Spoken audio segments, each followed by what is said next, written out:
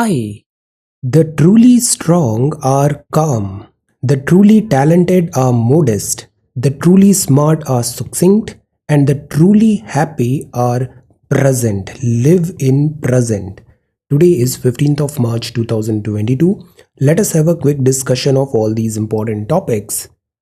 Rapid जी के yesterday questions के answers हैं। कुंचिकल फॉल्स है कर्नाटका में। हेमिस नेशनल पार्क लोकेटेड है लद्दाख में। Longest tributary river of India है द यमुना। रिवर्स के नाम के सामने दी लगता है।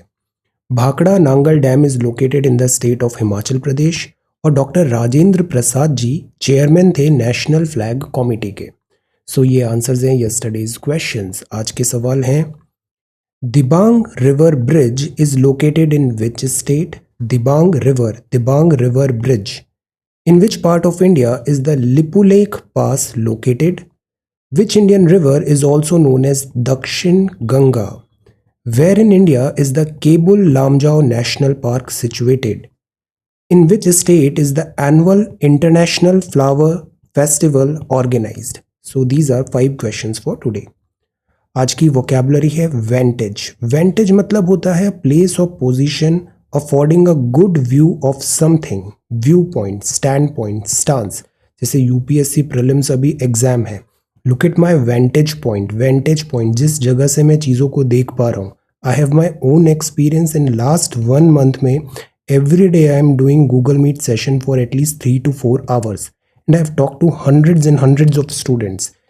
आई have talked about their strategies. क्या चैलेंजेस आ रहे हैं, क्या प्रॉब्लम्स आ रही हैं, क्या डिफ़िकल्टी है, वो कैसे अप्रोच कर रहे हैं अपकमिंग एग्जाम में प्रिपरेशन को.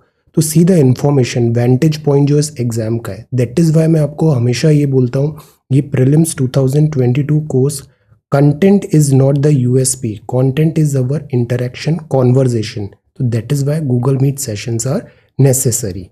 शुरुआत में अपन ने इसको केवल फर्स्ट मंथ ही प्लान किया था, but we will continue till May. Every day let us try कि एटलीस्ट 7 days में we talk at least once. Okay, so this is vantage. Prefatory का मतलब होता है प्रारंभिक. Serving as an introduction, introductory, preliminary, opening. Strolls का मतलब होता है घूमना, a short leisurely walk. Taciturn का मतलब होता है अल्पभाषी. रिजर्व्ड और uncommunicative in speech, saying little. Onus मतलब होता है बोझ, used to refer to something that is one's duty और रेस्पॉन्सिबिलिटी. सो ये है वोकेबुलरी वर्ड्स आज के लिए. If you come across any other important word, write down that word along with its meaning in the comment section down below. आज 15th of March है. Answer writing अपन +2 pattern follow कर रहे हैं. तो जो मंडे को जो सवाल थे उनका डिस्कशन अपन कल करेंगे, that is Wednesday. Okay, so this is 15th of March. आज के ये 2 सवाल हैं. और आंसर राइटिंग भी हर किसी को करना चाहिए. At least 1 page of answer, 1 answer at least you should write every day. Okay, now this is the Hindu. आज ट्यूसडे है, March 15th 2022. आज हम पढ़ेंगे covid jab, retail inflation, micro finance. Then we will talk about sweet streamers. Editorial में Suhasini Haidar ma'am का article है, United Nations a new deal. India, क्या lessons हैं इंडिया के लिए ईरान और दिस यूक्रेन क्राइसिस में. China and Tata Sons, 32 new roads हैं. Border China, Covid claims, concerns. Maternal mortality ratio decline हुआ है by 10 points. This is a good news. Ukraine, Iran foreign minister, Russia, Maldives, Covid lockdown. This is merchandise export, business economy में Ukraine crisis का impact. Sports news है. Text and context में oil and natural gas reserves हैं. Air defence system है. और हम English भी कुछ यहाँ पे रूल्स देखेंगे. इंग्लिश लैंग्वेज के लिए बायस्ड नहीं है, but English language is very important language. इसकी यूटिलिटी बहुत है. So that is why every day try to improve. Perfection जैसी कोई चीज़ होती नहीं है, but every day we can try कि हम बेटर हो इस लैंग्वेज में. Okay, so we should put some efforts. Covid jab for 12 to 14 age group from tomorrow. This is again good news. Covid vaccination पहले 15 to 18 के लिए open किया था, अब 12 to 14 के लिए भी ओपन हो रहा है from tomorrow. They will get Corbevax precaution dose for all above 60. पहले यहाँ भी कंडीशंस थी कि कोमॉर्बिडिटी है तभी लगेगा, बट अब सारे 60+ को प्रिकॉशन डोज कोविड का लग सकता है। तो ये बेनिफिशियरी प्रोफाइल है, हेल्थ मिनिस्ट्री ने ये डेटा दिया है। तो 12 to 14 के जो बच्चे हैं उनको भी अब वैक्सीनेशन हम लगाएंगे। तो vaccine to be administered would be Corbevax, manufactured by Biological E Limited, Hyderabad. अब एक्सपर्ट्स बोल रहे हैं कि जो बच्चे होते हैं बॉडी उनकी यंग रहती है, तो उनमें ऑलरेडी इम्यूनिटी अच्छी होती है, तो इज़ इट नेसेसरी कि हम उनको वैक्सीनेशन लगाएं? इसमें भी बहुत ज़्यादा कॉन्स्पिरेसी थ्योरीज भी चलती है, हमें उसमें ड्वेल नहीं करना है। जो इंडियन मेडिकल एसोसिएशन है, ऑफिशियल गवर्नमेंट का स्टैंड है, विल फॉलो दैट। तो थर्ड वेव था, इसमें भी हमने देखा था थर्ड वेव ओमिक्रॉन का। Covid is still out there, vaccination is good.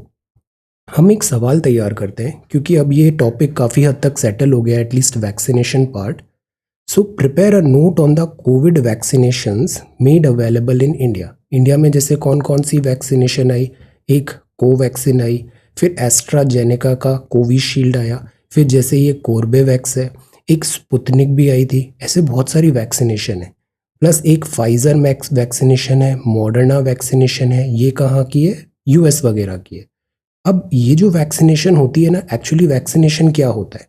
Vaccination का मतलब ये होता है कि हमारी बॉडी है, हमारे बॉडी को जो पैथोजन का अटैक है उसके लिए प्रिपेयर करना। पैथोजन मतलब वायरस, पैथोजन वो होते हैं जो डिसीज कॉजिंग एजेंट्स होते हैं, virus is one such pathogen. तो हमारी बॉडी में ये जो अटैक है उसके पहले ही बॉडी को उसके लिए रेडी कर देना, वैक्सीनेशन ये काम करती है। तो वैक्सीनेशन के थ्रू बॉडी में वीक अटीन्यूटेड वायरस सेंड करते हैं, या फिर उसका डमी करते हैं, या फिर उसका मैसेंजर सेंड करते हैं, समथिंग लाइक दैट, कि बॉडी एक्चुअल वायरस के लिए प्रिपेयर हो जाए, मैच प्रैक्टिस हो जाए कि जब एक्चुअल वायरस का अटैक होगा तो बॉडी में उसके लिए पूरी इम्यूनिटी रेडी होगी और हम उसको फाइट करके एक्चुअल वायरस को पीट के भगा देंगे अपन। So this is the message.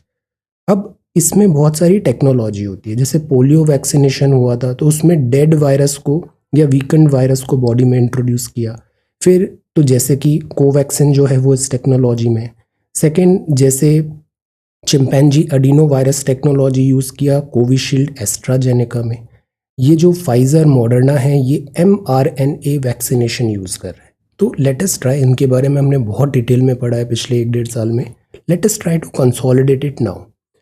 जितनी भी कोविड वैक्सीनेशन अवेलेबल है उन पे एक नोट बनाते हैं और उसकी टेक्नोलॉजी क्या है, उसकी मैन्युफैक्चरिंग की, इसको समराइज कर लेते हैं। This is a very good question. इसको साइंस एंड टेक्नोलॉजी में इसकी काफ़ी यूटिलिटी है, so try to answer this question. SNT में भी ना बहुत स्टैटिक चीज़ें नहीं पढ़नी चाहिए पुराना।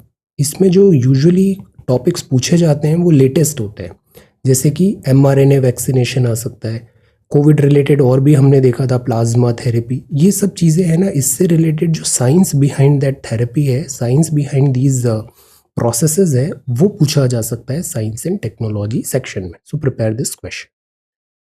Then retail inflation climbs to 6.07%। तो 8 मंथ हाई है फरवरी में। This is not a good news. Food prices बढ़ रही है अपवर्ड ट्रेजेक्ट्री में। Inflation measured by the consumer food price index में। तो सी देखो इन्फ्लेशन कितना आ रहा है, 6 के ऊपर। मॉनेटरी पॉलिसी कमेटी कितना बोलती है इन्फ्लेशन? आंसर किस ब्रैकेट में होना चाहिए? इन्फ्लेशन अगर 6 के ऊपर जा रहा है तो आप देखो बैंक में आपका सेविंग अकाउंट है, उसमें आपको SBI 3.5% इंटरेस्ट दे रहा है, बट इन्फ्लेशन चल रही है 6%। तो आपका पैसा तो खराब हो रहा है, वो सारा 2.5% का आपका लॉस हो रहा है वहाँ पे। तो दैट इज़ वाई इन्फ्लेशन इतना ज़्यादा नहीं होना चाहिए, अदरवाइज इसमें लॉसेस होते हैं। जैसे कल EPFO का भी हमने देखा था, इंटरेस्ट रेट 8.1% कर दिया, ये 6.78 है। तो ये तो मतलब जो पेंशन डिपॉजिट हो रहा है वो तो पूरा आयरन आउट, वो तो पूरा वॉश आउट हो जाएगा अगर इस तरीके से इन्फ्लेशन ज़्यादा रहेगा। तो that is why this is not right कि एक तो इंटरेस्ट रेट कम होते जा रहे हैं और दूसरा इन्फ्लेशन बढ़ रहा है। तो this is a very very wrong precedence. So अब इन्फ्लेशन क्यों बढ़ रहा है? तो इन्फ्लेशन बढ़ने के 2 कारण हैं। पहला तो सप्लाईज में इम्पैक्ट हुआ है, कोविड-19 का लॉजिस्टिक चैलेंजेस। देन सेकंड जो प्रॉब्लम आया वो यूक्रेन क्राइसिस। प्लस अब लॉकडाउन ख़त्म हुआ तो डिमांड राइज हो रही है, तो डिमांड भी बढ़ रही है, सप्लाई भी नहीं आ रही है, तो इन्फ्लेशन तो होना ही है। वेजिटेबल प्राइस शूट अप हो रहा है, अभी फ्यूल प्राइस का भी हाइक होना है, देखते हैं क्या होता है। सो the point is dark clouds है, इन्फ्लेशन का थ्रेट एक बहुत बड़ा चैलेंज होने वाला है आरबीआई के लिए। देन ये बात है माइक्रो फाइनेंस। माइक्रो फाइनेंस देखिए, कोई भी वर्क करना है, बिजनेस करना है तो आपको पैसों की ज़रूरत होती है। पैसों की ज़रूरत के लिए आप क्या कर सकते हो, या तो आप बैंक्स के पास जाओ या फिर नॉन बैंकिंग एक्टर्स के पास जाओ। हम हमेशा कोशिश करते हैं जो ऑर्गेनाइज्ड है, जो गवर्नमेंट बैक्ड है, ऑर्गेनाइज्ड सिस्टमेटिक है, वहाँ से अगर अपन पैसा लें तो वो बेटर है। तो इसीलिए अक्सर जो रूरल एरियाज़ होते हैं वहाँ पे क्रेडिट अवेलेबिलिटी कराने के लिए और specially small small ticket loans के लिए ये माइक्रो फाइनेंस बहुत इंपॉर्टेंट होते हैं। जैसे इनको बहुत बड़ा लोन नहीं चाहिए, इनको से 3 लाख रुपए का कैप लगा दिया। रिवाइज्ड गाइडलाइन है, आरबीआई ने ट्वीक कर दिया definition of micro finance loan to indicate collateral free loan given to a household with annual income of up to 3 lakh. Annual income of up to 3 lakh, collateral free मतलब बिना किसी जब्ती के आपको कोलैटरल फ्री लोन वहाँ पे मिल जाएगा, कुछ गिरवी नहीं रखना है। तो इस टाइप की जो डेफिनेशन है, पहले ये 1.2 लाख था, अब इसको बढ़ा के 3 लाख कर दिया है। अपर लिमिट 1.2 थी रूरल बोरोवर्स के लिए, अब हो गई है 2 लाख फॉर अर्बन। पहले थी 1.2, अब हो गई है 3 लाख अपर लिमिट। तो इससे क्या होगा, ज़्यादा से ज़्यादा लोग अब इस ब्रैकेट में आ पाएंगे और माइक्रो फाइनेंस का फैसिलिटी अवेल कर पाएंगे। तो this is a good move. इससे क्या होगा, जो क्रेडिट फैसिलिटी है वो फॉर्मलाइज्ड चैनल के थ्रू अवेलेबल होगी। तो this is really good. This reflects the confidence shown by the central bank in the ability of micro finance institution to responsibly cater to the bottom of the pyramid.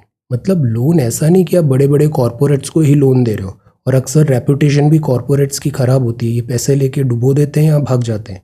ये जो micro finance है, they are more reliable, more credit worthy, और यहाँ अगर अपन loan distribute करते हैं तो इसका रिटर्न्स भी फाइनेंशियल इंक्लूजन में ज़्यादा बेटर होता है। So micro finance firms can fix interest. अब इसमें क्या है, ये जो फर्म्स हैं जो स्मॉल लोन्स दे रही हैं, ये इंटरेस्ट रेट उसको फिक्स कर सकती है, बट आरबीआई एक उन पे वॉच रखेगा। आरबीआई एक वॉच रखेगा। सेंट्रल बैंक ने ये देखा है कि रेट्स ऐसी भी नहीं हो कि बहुत ज़्यादा हाई रेट्स हो गई, एक्स्ट्रा ऑर्डिनरी हाई कर दिया, अनसस्टेनेबल। सेंट्रल बैंक उसको देखेगा आरबीआई, बट इनको सर्टेन फ्रीडम होगा अपना इंटरेस्ट रेट फिक्स करने का। Ukraine Russia to resume talks. अब देखो, रशिया और यूक्रेन का जो क्राइसिस है, अब इसमें बहुत सारी लेयर्स आने लग गई है। शुरुआत में केवल एक ही नैरेटिव चल रहा था, वेस्टर्न वर्ल्ड का नैरेटिव था, और उस नैरेटिव में बहुत सारे लूप होल्स भी थे। तो दैट इज़ वाई मैं आपको हमेशा बोलता हूँ, we are not here, we are not a news media. News media भी आजकल न्यूज़ कम, एंटरटेनमेंट ज़्यादा होता है, जिंगोइज्म एट्सेट्रा ज़्यादा होता है। तो this is not in our syllabus, this is not in our scope of discussion. हम जो चीज़ कवर कर रहे हैं वो एग्जाम स्पेसिफिक देख रहे हैं, for learning and education only. So that is Y इस टाइप के जो क्राइसिस होते हैं ना, आगे सुहासनी हैदर मैम का भी एक आर्टिकल है, the best thing is let the news settle. Social media में बहुत ज़्यादा गुमराह होने की भी चांसेस होते हैं। जो व्यू पॉइंट्स होता है, वेंटेज पॉइंट जो दिखाया जाता है, एट टाइम्स वो करेक्ट भी नहीं होता है। हमें जो मिनिस्ट्री ऑफ एक्सटर्नल अफेयर्स है, जो ऑफिशियल्स हैं, इनका जो स्टेटमेंट आ रहा है, अगर उससे सिंक करें तो हमारे एग्जाम रिक्वायरमेंट में वो ज़्यादा बेनिफिशियल होगा। ओके, तो दैट इज़ वाई बहुत सारे टॉपिक्स को अपन स्किप करते हैं, लेट अस सी बोलते हैं। It is not because we can't talk about it, it is because we know about it, so we know that it is not required. ये जो Ukraine Russia crisis है, इसमें western world का जो role रहा है, और जो रशियन लेड अभी जो एक और, जैसे चाइना भी यहाँ पे हो रहा है, इंडिया ने भी एज सच रशिया के अगेंस्ट कोई स्टेटमेंट नहीं दिया है। इवन यूनाइटेड नेशन में भी हम एब्सटेन रहे हैं रशिया के ऊपर जो रिजोल्यूशंस आए थे। So the point is, let us wait and watch. इसको अपने सिलेबस से लिंक करके आगे देखेंगे। जो एक सेकेंड आर्टिकल है कि हमें सेल्फ रिलायंट बनना क्यों ज़रूरी है। Okay, so this is that. इससे क्या होता है, टाइम सेव होता है। हमारे पास सबसे इंपॉर्टेंट चीज़ क्या है, luxury of time. You have to cover so many things. अगर इन सब न्यूज़ आइटम्स में आप बहुत ज़्यादा ड्वेल कर रहे हो और जब आपको पूरी इन्फॉर्मेशन भी नहीं पता है, तो you are simply wasting your time. So that is why avoid. ये जो सिलेक्शन है, ये अगर प्रीलिम्स निकालना है तो ज्योग्राफी, पॉलिटी, हिस्ट्री, इकोनॉमिक्स, इन पिलर्स में आपको स्ट्रॉन्ग बनना बहुत ज़रूरी है। सिलेक्शन इसी के दम पे होगा। Okay, then this is Kerala in Kerala assembly. Sweet streamers ये फेस्टिवल प्रिपरेशन है। अ वुमेन सेलिंग गठिया गठिया गार्लैंड शुगरी पीसेस ऐसी सो कलरफुल। होली फेस्टिवल आ रहा है, ये कहाँ का फोटो है? बेगम बाजार हैदराबाद का है। It is a ritual to distribute gathiya to children during Holi. Holi तो होली आ रहा है, this is sweet streamers. Then this article is political, ये है अ न्यू डील। अब यहाँ बात है कि ईरान के साथ जो डील हो रहा है JCPOA, joint comprehensive plan of action, कि ईरान अपना न्यूक्लियर एम्बिशंस ड्रॉप करे और वर्ल्ड ईरान पे जो सैंक्शंस लगे हैं उसको लिफ्ट कर लेगा। ईरान पे सैंक्शंस लिफ्ट होंगे, रशिया से oil and gas supply difficult हो रही है। ईरान अगर वर्ल्ड इंटीग्रेट हो जाएगा ऑयल सप्लाई में तो जो रशिया का शॉकर है वो थोड़ा सबड्यू हो जाएगा। ये वर्ल्ड अभी वेस्टर्न वर्ल्ड प्लान कर रहा है। वियना टॉक्स हैं, रिवाइव की बात है, joint comprehensive plan of action, जिसको ईरान न्यूक्लियर डील भी बोलते हैं। अब have hit a wall because इस डील में रशिया का भी से था। Russia sought sanctions exemptions for its future trade and defence ties with Iran. Russia चाहता है कि उसके डिफेंस ट्रेड और टाइज जो ईरान के साथ हैं उस पर वर्ल्ड सैंक्शंस नहीं लगाए। तो यूरोपियन नेगोशिएटर अब देख रहे हैं कि इस डील का आगे क्या होता है। इस डील में प्राइमरली ये था, 2015 बराक ओबामा के टाइम पे आया था। ईरान को बोला गया कि आप अपना न्यूक्लियर एम्बिशंस ड्रॉप कर दो, वर्ल्ड इन रिटर्न आपको जितना सैंक्शंस है वो हट जाएंगी। 2018 में ट्रंप एडमिनिस्ट्रेशन आया। ओबामा क्या थे? डेमोक्रेट। ट्रंप क्या है? रिपब्लिकन। अभी बाइडन क्या है? डेमोक्रेट। तो बाइडन ओबामा के टाइम पे डेप्यूटी थे, तो अभी बाइडन वापस इस Obama era Iran nuclear deal को रिवाइव करना चाहते हैं। ट्रंप ने इसको यूनिलैटरली बंद कर दिया था कि this is all not useful, जो न्यूक्लियर डील है ईरान। ट्रंप ने तो इवन नाटो को भी डिसबैंड करने को कहा था कि NATO is again a burden. तो द पॉइंट इज ईरान अभी फुली कॉम्प्लाइंट हो। ईरान ने यूरेनियम एनरिचमेंट कर रहा है, ईरान हायर प्योरिटी का वो एडवांसमेंट कर रहा है, सेंट्रीफ्यूज भी हायर फॉर्म्स बना रहा है न्यूक्लियर प्लांट्स के। सैंक्शंस अगर ईरान पे हटती है तो ईरान ग्लोबल ऑयल मार्केट में आएगा, ऑयल और गैस का सप्लाई बेटर होगा और इससे जो रशिया क्राइसिस है वो थोड़ा उसका इम्पैक्ट कम होगा। यूएस और यूरोप चाहते हैं ऑल्टरनेटिव मिले रशिया का, तो दैट इज़ वाई अब ये सॉफ्ट कॉर्नर रख रहे हैं ईरान पे। तो ओरिजिनल सिग्नेटरी रशिया भी था। रशिया जब JCPOA 2015 में हुआ था, तो रशिया का भी काम है कि ईरान का कॉम्प्लायंस वो मेजर करे। रशिया जो है वो यूरेनियम और जो तेहरान है, फोर्डो यहाँ का न्यूक्लियर प्लांट है, research facility, the idea is Iran को डी न्यूक्लियराइज करना था और रशिया का भी इसमें से था। रशिया बोल रहा है अगर ये डील आगे बढ़ेगी तो ईरान के साथ उसके जो ट्रेड टाइज हैं वो विदाउट सैंक्शंस होने चाहिए। अब इस पे नया दिस प्रॉब्लम क्रिएट हो रहा है जिसपे डिफिकल्टी आ रही है कंसेंसस बनाने का। तेहरान जो है is ignore to the sensitivity, unlikely to ignore the sensitivity of Russia, because Tehran और रशिया अगेन इनके मतलब क्लोजर टाइज तो नहीं बट अच्छे टाइज है तेहरान एंड रशिया के। अब यूएस इनका कॉमन एनिमी हो जाता है, तो एक एक्सिस ये भी बनता नजर आ रहा है, जैसे रशिया चाइना था अब यहाँ पे ईरान भी आ गया। सो the point is US alternative world का भी यहाँ पे एक अंडर करंट चल रहा है। रशिया का जो इन्वेजन हुआ, already commodity prices, global economy shock में है, कोविड-19 से रिकवर हुए नहीं है। ओवरऑल अगर ईरान डील होती है तो ये ओवरऑल ठीक होगा वर्ल्ड के लिए, स्पेशली इंडिया के लिए, बिकॉज अगेन इंडिया के भी ईरान से अच्छे टाइज है। ईरान अगर ऑयल सप्लाई में आएगा तो हम ईरान से चीपर ऑयल इंपोर्ट करा पाएंगे। ईरान से सैंक्शंस हट जाएंगे तो हम ईरान चाहबार पोर्ट के थ्रू सेंट्रल एशिया को एक्सेस कर लेंगे। So that is why Iran का मेन स्ट्रीम आना हमारे लिए जरूरी है। Fragmenting world order United Nation, अब यहाँ बात है इस वॉर में यूक्रेन का जो क्राइसिस हुआ, वर्ल्ड अगेन स्कैटर्ड हो गया है, फ्रेगमेंटेड नजर आ रहा है।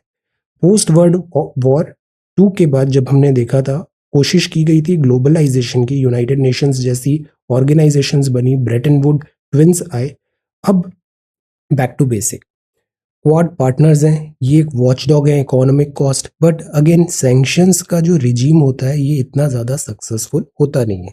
रशिया पे सैंक्शंस लगा रहा है यूएस, EU, इंडिया पे भी प्रेशर डाला जा रहा है बट इंडिया ऐसा नहीं कर रहा है sanction regime. But the point is इसका इतना इफेक्टिवनेस भी नहीं होती है। यूक्रेन क्राइसिस से जो ग्लोबल वर्ल्ड है उसमें फ्रेगमेंटेशन नजर आ रहा है। International cooperation, security, military, economic order, even cultural ties में भी फ्रेगमेंटेशन नजर आ रहा है। यूएनएससी, दोनों पे हमने आंसर राइटिंग कर लिया है last month.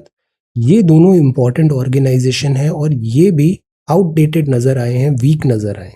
So this is also one thing. Similarly जैसे आप देखो, रशिया ये बोलता है कि हमने इन्वेजन किया यूक्रेन में, तो it is wrong. What about USA? USA biological weapons बोल के इराक में चला गया था।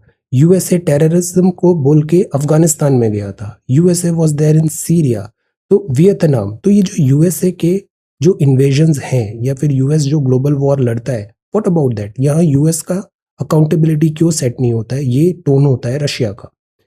सो द पॉइंट इज, इंडिया इसमें जो स्टैंड है, इंडिया का स्टैंड दो बातों में क्लियर है। एक तो हम इसको कभी भी एनकरेज नहीं करते, we never encourage terrorism, we never encourage invasion, we never encourage this civil casualties, conflicts, war जिसमें मिलियंस ऑफ रिफ्यूजीज हो रहे हैं।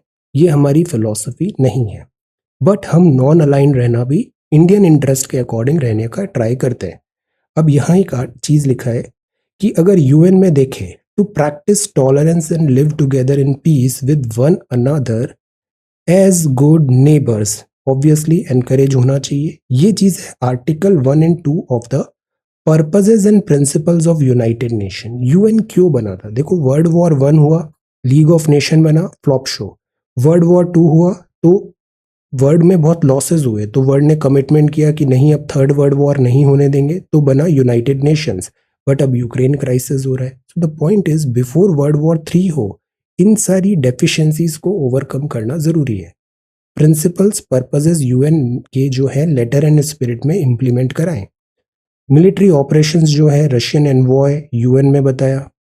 यूएनएनजीए स्टॉल हो जाता है बिकॉज वीटो पावर लगा देते हैं ये 5 कंट्रीज। देन इसके अलावा इससे पहले भी हमने देखा था जेरूसलम वगैरह में कभी रशिया वीटो लगाता है, कभी चाइना, कभी USA. So the point is, ऐसे तो यूएन वर्क भी नहीं कर पाता है, तो यूएन में भी रिफॉर्म्स नेसेसरी है। प्लस यहाँ जैसे चेरनोबिल डिजास्टर भी हो चुका है, आईएईए के थ्रू हमने देखा था जो न्यूक्लियर टेक्नोलॉजी है, कल परसों भी इसको देखा था, वो बड़ी सेंसिटिव है, डैमेज होने के चांसेस ज़्यादा है। अभी इस वॉर सिचुएशन में अगर कुछ रॉन्ग हो गया न्यूक्लियर प्लांट्स में तो फिर कैटास्ट्रॉफिक होगा वो। तो रशियन ट्रूप्स भी है। प्लस सोशल मीडिया में जिस तरीके से लोगों को मोबिलाइज किया जाता है, रशिया का ये भी एक आर्ग्यूमेंट है कि यूक्रेन को वेपन्स कौन सप्लाई कर रहा है। तो look at the smartness of western world, they are not themselves fighting, they are just providing weapons to Ukraine and asking them to fight with Russia.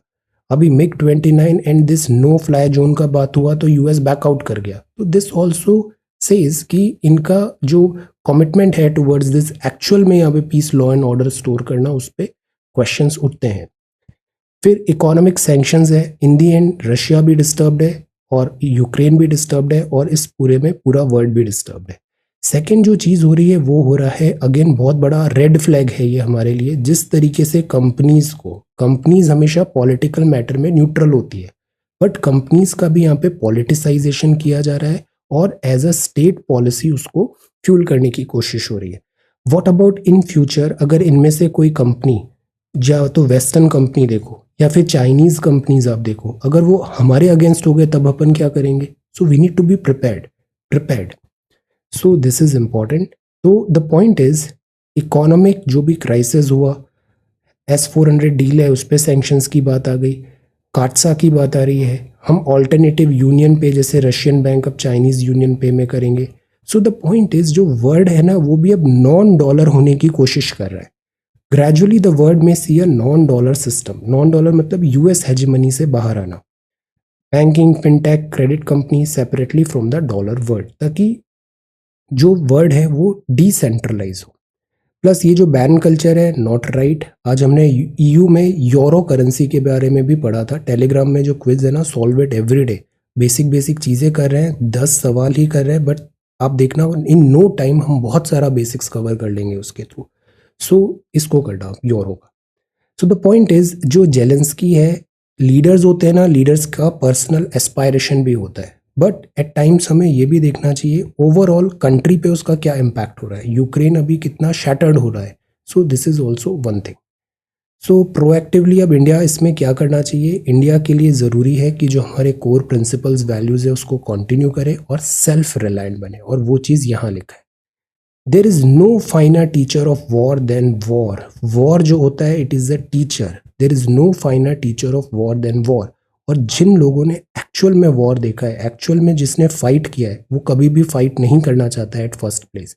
Fight and war jingoism usually those people do जो do not know the nature of war, because war is always catastrophic. So in the real world power talks as Greek historian क्या बताया था, right as the word goes. और actually history भी क्या होती है, history winner लिखता है। तो विनर जो हिस्ट्री लिखेगा, लूजर तो गॉन, जो हार गया वॉर वो तो चला गया, जो जीता है वो हिस्ट्री अपने हिसाब से लिखेगा। तो हिस्ट्री ऑब्वियसली एक वर्जन होता है विनर का। So this is also there. अब यूक्रेन क्राइसिस में यहाँ पे क्या होता है, नाटो का भी यहाँ पे क्वेश्चन है, इंडियन पैरेलल्स भी है। 1965 का जो वॉर हुआ था, लाल बहादुर शास्त्री जी ने रिडेम्पशन इंडिया का था, क्योंकि 1962 में डिबैकल हुआ था, 65 में हमने रिडेम्पशन किया और फिर 1975 हमारा जेनिथ पीक आया था जब हमने कॉन्क्लूसिवली डिफीट किया था दिस पाकिस्तान आर्मी और यहाँ पे एक न्यू नेशन क्रिएट किया। So this is there. तो the point is nuclear power भी होना चाहिए। हमने 1998 में पोखरन किया, इसका नाम क्या था, लाफिंग वॉट 1998। तो द पॉइंट इज ये जो 1998 जो था इसका एक निक नेम भी था इस ऑपरेशन का, व्हाट वाज दैट टेल। तो the point is nuclear power होना भी it is important. It is not like that कि we are aggressor, it is just a deterrent. For example Ukraine अगर nuclear होता आज में तो सिचुएशन डिफरेंट होती। सिमिलरली लिबिया ने भी ड्रॉप किया, ईरान पे भी फोर्सेस डाले जा रहे हैं कि वो न्यूक्लियर एम्बिशंस ड्रॉप करे। तो this is also one thing जो स्ट्रैटेजिकली कंट्री सोचने लग जाते हैं कि हमें मिलिट्री माइट रखना है। मिलिट्री माइट की बात करें तो हमारी डिपेंडेंसी बहुत ज़्यादा है, सिप्री भी यही बोलती है। हमारे सारे वेपन्स देखो, most of the weapons Russian है। मिग हुआ, एंटोनोव हुआ, सुखोई S-400 हुआ, S-400 अभी आ रही है, सुखोई T-90 टैंक हुआ, रॉकेट लॉन्चर्स हुआ, किलो क्लास सबमरीन्स हुआ, these are all Russian made. Then इसके अलावा ऐसा भी नहीं है कि रशियन है, हम इवन यूएस से भी है, जैसे C-17 अमेरिकन है, C-130J सुपर हरक्यूलिस एयरक्राफ्ट है, चिनूक अपाची हेलीकॉप्टर है यूएस के है, बोइंग P-8I है, MH-60 रोमियो हेलीकॉप्टर्स अभी हमने लिया है, सी गार्डियन ड्रोन्स है फॉर रिकॉनाissance यूएसए है। देन इसके अलावा वेस्ट से IF का रफेल फ्रांस से लिया है, मिराज फ्रांस से है, देन जगुआर ब्रिटेन से है, ड्रोन्स हमने इसराइल से लिए हैं, बेसिक इन्फेंट्री जो राइफल है वो भी हमने इंपोर्ट करा है। तो ये एक अच्छा चीज़ नहीं है। हम अगर अपने डिफेंस पे इतने ज़्यादा डिपेंडेंट है फॉरेन कंट्रीज़ में, तो we are getting rich but we are not getting independent in our security. This is not a right thing. So the point is we need to develop our self reliance. Weapons और defence में self reliant होना बहुत ज़रूरी है। तो आत्मनिर्भर का thrust है, इसको कंटिन्यू करना चाहिए। यूक्रेन क्राइसिस में इंडिया का ऐसा कोई एक्टिव इन्वॉल्वमेंट नहीं है, बट इस पूरे क्राइसिस में, इस वॉर में बहुत बड़े लेसन्स है जो इंडिया को सीखने चाहिए। There is no finer teacher of war than war. Tata Sons chief to chair Air India also, Mr. N. Chandrasekharan. China backs Pakistan, call for investigation. China is looking for opportunities. 32 new roads along China border. Now this is important. China के हिसाब से China की तरफ we need to be very very alert. ये जो border infrastructure है इसको strengthen करना बहुत ज़रूरी है। Census should not be just data oriented, house committee ने कहा सेंसस 10-10 साल में होता है सेंसस। सुप्रीम कोर्ट ने बोला फेक कोविड क्लेम्स हैं, फ्यूल प्राइसेस स्टेबल हो, पार्लियामेंट कंसर्न्ड है फ्यूचर ऑफ इवैक्यूएटेड स्टूडेंट्स। ना what about their future, Ukraine अब कब वापस जाएंगे, स्कूल्स कॉलेजेस सब डिस्ट्रॉय हो रहे हैं वहाँ पे, तो इनका फ्यूचर क्या होगा, इस बात पे अभी डिस्कशन हो रहा है। मटरनल मोर्टेलिटी रेशियो डिक्लाइन हुआ by 10 points, this is a good news, registrar general ने बताया। Verge of achieving national health policy target, इस पे अपन थोड़े दिनों पे एक आंसर राइटिंग करेंगे और पूरा कंसोलिडेट कर लेंगे ये सारी चीज़ें। तो MMR जो है वो डिक्लाइन हुआ है by 10 points which is a good thing. और नेशनल हेल्थ पॉलिसी का टारगेट था 100 पर लाख लाइफ बर्थ बाय 2020, इतना तक लाना, तो this is good, we are on track. ये SDG के अंदर भी आता है। 70 पर लाख लाइफ बर्थ बाय 2030 तक हमारा MMR पहुंच जाना चाहिए। कल हमने पढ़ा था केरला का MMR कम है, 30 है। कुछ राज्यों में जैसे झारखंड, आंध्रा, गुजरात में MMR ज़्यादा है। कर्नाटका हरियाणा में तो और ज़्यादा है। उत्तराखंड वेस्ट बंगाल सी MMR is very very high. Chhattisgarh में 160 है, not at all good. MP में 163 है, यूपी 167, असम 205। सो इसका टारगेट है MMR जो है वो हमको लेस देन 100 लाना है और 2030 तक 70 पर lakh life birth maternal mortality ratio. इसीलिए हम हमेशा क्या बोलते हैं, इंस्टीट्यूशनल डिलीवरी को एनकरेज करना चाहिए। Then this is Ukraine Russia side progress in talks. Iran foreign minister heads to Moscow for nuclear talk. Russia seeking Chinese military aid. ये अब एक बहुत बड़ा डेवलपमेंट हो रहा है। अगर रशिया और चाइना इकोनॉमिकली और मिलिट्री कंसेंसस इनका इतना स्ट्रांग हो जाएगा तो, क्योंकि इधर रशिया, इधर चाइना, फिर चाइना का पपेट पाकिस्तान और यहाँ इंडिया के लिए फिर ये सारे फ्रंट्स ओपन हो जाएंगे। Maldives lifts health emergency mask mandate. Germany, अब सी एक और डेवलपमेंट ये हो रहा है, जर्मनी वर्ल्ड वॉर 2 के बाद डिसाइड किया था, जापान ने भी डिसाइड किया था, ये दोनों वर्ल्ड वॉर हारे थे और एट टाइम्स ये दोनों बहुत बड़ी इंपीरियलिस्टिक पावर रहे हैं, जर्मनी एंड जापान। तो बिकॉज ऑफ डिस्ट्रक्शन इन्होंने कहा था अभी डिफेंस में अपना एक्सपेंडिचर नहीं करेंगे, बट अब see they are again pushing their GDP का 2% टू मिलिट्री। तो ये जो मिलिट्री है ना, इसका एक बहुत बड़ा मल्टी बिलियन डॉलर बिजनेस है और जो US है ये एक बहुत बड़ा सप्लायर है आर्म्स एंड वेपन्स का। तो वॉर कहीं पे भी हो US कंपनीज को बहुत फायदा होता है। मर्चेंडाइज एक्सपोर्ट्स रोज 25%, इम्पोर्ट सर्ज्ड 36% इन February। ट्रेड डेफिसिट इतना हुआ, sharper growth in non gold import. X factor अभी ऑयल डिसाइड करेगा इसका प्राइस किस डायरेक्शन में जाता है। फरवरी का होलसेल प्राइस इन्फ्लेशन क्विकन्स जब प्राइस बढ़ती है तो क्विकन्स टू 13.11%। सेंसेक्स क्लाइम हुआ है। Retail business, India ready to release more oil reserves and extra spending इतना करेगी government. IOC 3 million barrel of Russian oil खरीदेगा। अब देखो, हम एक दूसरा आंसर भी प्रिपेयर करते हैं वर्ल्ड ज्योग्राफी का। Let us try to prepare a note on major oil and gas reserve. जैसे हमको पता है एक तो ओपेक कंट्रीज होती है, एक गल्फ कंट्रीज होती है। इससे भी सवाल आया था गल्फ कंट्रीज में कौन कौन सी कंट्रीज हैं, तो ईरान नहीं है, मतलब जो गल्फ काउंसिल है उसमें। सो द पॉइंट इज ये जो कंट्रीज हैं, let us prepare a note major oil and gas reserves of the world. जैसे जर्मनी, जैसे नॉर्ड स्ट्रीम भी सवाल में था, रशिया में ऑयल एंड गैस रिजर्व है, एक साखालिन आइलैंड है। USA में शेल गैस रिजर्व होते हैं, इंडिया में भी KGD6 है, राजस्थान में बाड़मेर एरिया में है और इधर अपना दिस बॉम्बे हाई है एंड नॉर्थ ईस्ट में है। तो इंडिया ही नहीं पूरे वर्ल्ड के जो मेजर ऑयल है, जैसे ब्रेंट ऑयल कहाँ पे आता है, major oil and gas reserves of the world पे एक छोटा सा नोट प्रिपेयर करते हैं, मैप भी बनाते हैं और ये सारे एरिया हाईलाइट कर देते हैं। This is again very important. तो ये 2 सवाल हैं आज के लिए। देन दिस इज स्पोर्ट्स और this is sports. Sindhu sets site on all England. The surge of oil and natural gas prices. तो यहाँ भी यही मूव है कि ऑयल एंड नेचुरल गैस जो है ये लिमिटेड रिसोर्स है, फॉसिल फ्यूल है, इसका प्राइस अब तेजी से बढ़ेगा और इसका इम्पैक्ट हर सेक्टर में देखने को मिलेगा। ऑयल एंड नेचुरल गैस, जैसे जर्मनी ने भी बोल दिया, यूरोप ने बोल दिया रशिया से हम गैस नहीं लेंगे, but for how long gas and oil नहीं आएगा तो इनका ग्रोथ ट्रिपल हो जाएगा। सो ज़्यादा टाइम तक ये सैंक्शंस नहीं कंटिन्यू हो सकता है। ऑयल एंड गैस रिजर्व, तो हमें यही नोट तैयार करना है। This is in our context और ये काफ़ी यूजफुल होगा, तो प्रिपेयर दिस नोट। एटलस में आप देखो जितने भी ऑयल एंड गैस रिजर्व्स हैं, अलग से उसमें एक मैप भी दिया हुआ है ऑक्सफोर्ड एटलस में, एंड ट्राई टू समराइज। ये man portable air defence system है। एयर डिफेंस तो जैसे यूक्रेन क्लेम कर रहा है रशियन फाइटर प्लेन्स वगैरह इसने ड्रॉप किए, तो this is man portable air defence system. ADS बहुत इंपॉर्टेंट चीज़ होता है बिकॉज ये हर इनकमिंग एरियल रूट से जो चीज़ें आ रही है उसको डिटेक्ट करके न्यूट्रलाइज करता है। जैसे हमारी ब्रह्मोस इधर चली गई पाकिस्तान, बट पाकिस्तान का एयर डिफेंस सिस्टम उसको डिटेक्ट ही नहीं कर पाया, होना भी नहीं था। Our BrahMos is very advanced missile. So the point is this is air defence system. Know your English में आज हम देखते हैं। सो ये सारे नोट्स मैंने यहाँ पे लगा दिए। अब वीडियो केयरफुली वॉच करो और अगले दिन एक बार नोट्स को क्विकली गो थ्रू कर लो।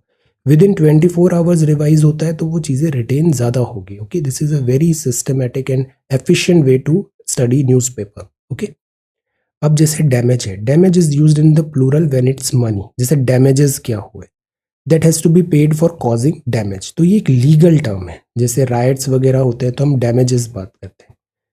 क्रेडिबल मतलब होता है बिलीवेबल, ट्रस्टवर्दी। स्ट्रीट क्रेडिबिलिटी का मतलब होता है public credibility, like public confidence. Political party है, उसकी स्ट्रीट क्रेडिबिलिटी क्या है? तो credible, believable, trustworthy. Street credibility like public credibility और public confidence. Then creditable, creditable मतलब होता है पैसे से रिलेटेड, जैसे सैलरी क्रेडिट हो गई है, प्रेज और क्रेडिट। तो ये क्रेडिटेबल है और ये क्रेडिटेबल है और ये क्रेडिबल है। Damage and damages. अब जैसे रोबोट, रोबोट क्या होता है? जैसे गो नो है, टो है, वैसे ही रो बॉट जो होता है ये पॉट की तरह बोलना है, तो रोबोट, रोबोट नहीं बोलते, robot. In robot the stress is on the first syllable. ऐसी जो हिम है, हिम, हिम, कोल्ड प्ले का एक सॉन्ग भी है hymn, is pronounced hymn, the final n is silent. तो इसको हिम की तरह प्रोनाउंस करते हैं। English is a funny language. Then his job is not a bed of roses, life is not a bed of roses. Bed of roses का मतलब बहुत pleasant, comfortable, easy, smooth होता है। प्लस बेड ऑफ रोज थोड़ा negative sense में use करते हैं। ये सब चीजें पढ़िए, इन सब चीजों से ना आपका आरसी आसान होगा। हम जितनी भी यहाँ पे पढ़ाई करते हैं ना, सब होलिस्टिक करते हैं कि आपको प्रीलिम्स में भी काम आए, मेंस में भी काम आए, इवन इंटरव्यू में भी काम आए, बिकॉज ये चीजें सेपरेट नहीं होती, ये सब चीजें एक होती है। ओके, सो आज ये दो सवाल करने हैं। पहला कोविड वैक्सीनेशन का तैयार करिए और ऑयल गैस रिजर्व्स का। So thank you so much for watching this video. Take care, study well and be safe.